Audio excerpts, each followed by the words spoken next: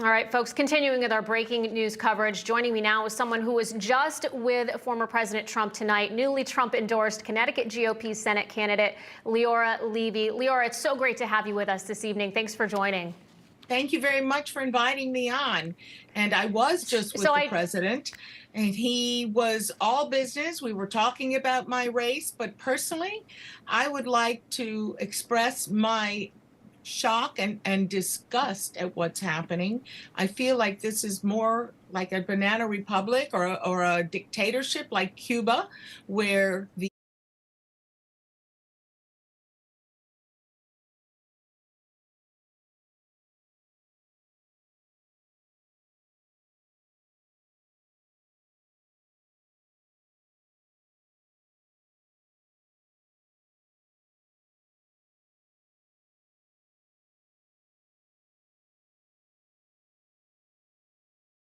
Department of Justice and the FBI have been weaponized to go after a political opponent, and it's very disturbing, frankly.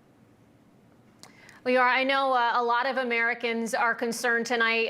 We saw the statement from President Trump. A lot of people just waiting to hear more news via his Truth Social or another platform. Did he mention anything about it during that tele-rally that you had? Did his mood seem any different? Is there anything that you can share with us that may be of interest to our audience?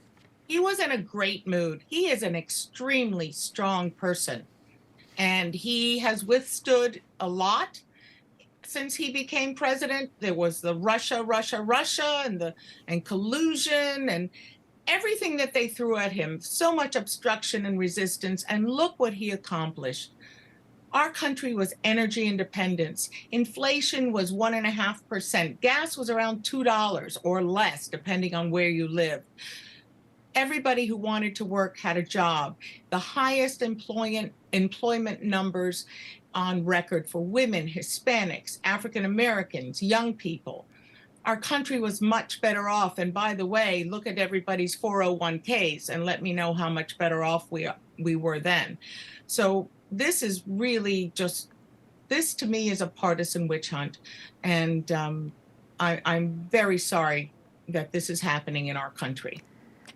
Let me ask you what you would say to voters right now, because, you know, if you look at it, kind of take the pulse of this situation on Twitter right now, a lot of people saying if they can do this to a former president, they can come after everyday Americans next. What do you say to those people right now who are very concerned about the direction that our country is headed in? Well, I'm very concerned myself. The Democrats are out of control, and the fact that they weaponized the Department of Justice and the FBI is very serious.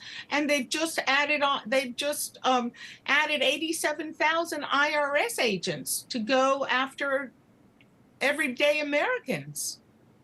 This is very concerning. How are they going to use those 87,000 agents? Are they all 87,000 Lois Lerner's? Remember Lois Lerner? She went after conservative 501c3s.